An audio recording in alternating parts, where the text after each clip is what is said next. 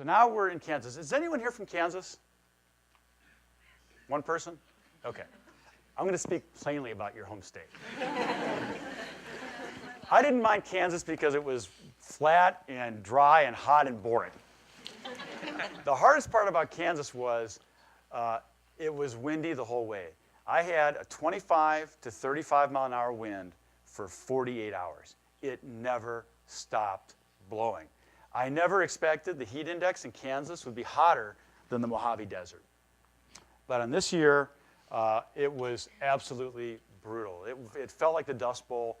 Look at the records. 2012 was one of the hottest years in the last 100 years. And here I am slogging through Kansas. Now, normally, I would wake up around 5 in the morning, and if I got tired, I would pull over and I'd take like a short nap. I could go to sleep in like 20 seconds, sleep for 5 minutes, and feel pretty recharged. But on this particular day, it was 10 o'clock in the morning, and I didn't want to go down for a rest break. I wanted a little bit of sugar just to keep me going. Now, this is my nutritionist. His name is Kenny Gates. Now, Kenny is 24 years old. He's been a paramedic. He grew up in a little town called State College, Pennsylvania. He's a bodybuilder. He weighs about 250 pounds, big old country boy. And firefighters are really good at following rules. The rule that we had on my nutrition, he's playing nutritionist this day. He stuffed in the back of this minivan, mixing drinks for me. And the rule was this: 80% of my calories came in a bottle with a formula that was mixed with ice water. But it says 300 calories, 350 calories an hour, 300 calories liquid, 50 calories solid.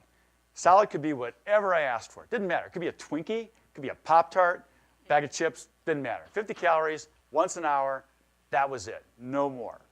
Now, on this day, I was sleepy, I was tired. I had already asked for something a half hour before, but I wanted a little bit of sugar, just to, you know sometimes when we're bored or we're having a long day, all we need is just a little snack, just a little bit of sugar, just to kind of pop us. That's all I asked for. So the van's behind me, so I'd wave, and the van would pull up, window would roll down, and there's Kenny Gates.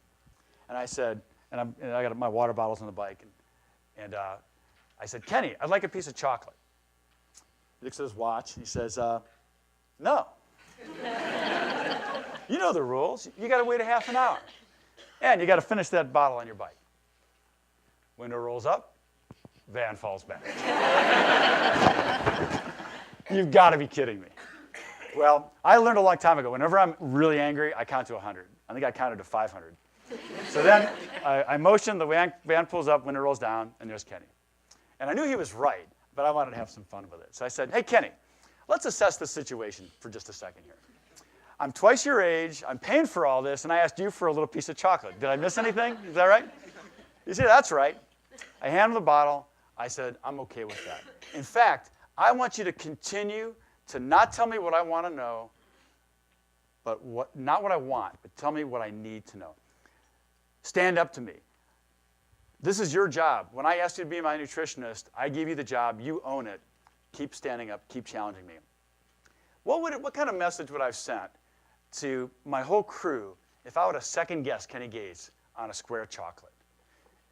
We have to learn when we delegate to let people do their work, to let people own their job. He owned that job.